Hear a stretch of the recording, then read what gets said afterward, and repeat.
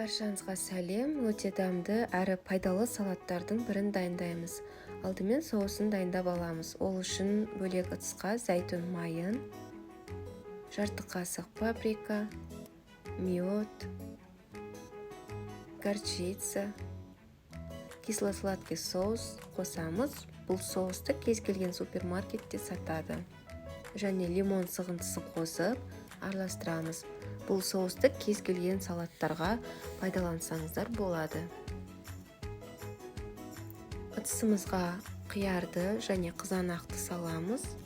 Үстіне руккола немесе кез келген салат жапырақтарын пайдалансаңыздар болады.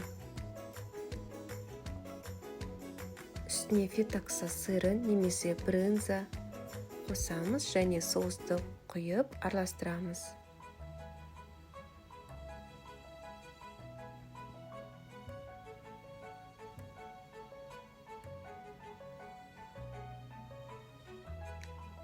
Ыдысымызға салып, үстіне бальзамический соус құйып ұсынсаңыздар болады. Міндетті түрде жасап көріңіздер, өте дәмді және пайдалы салаттардың бірі.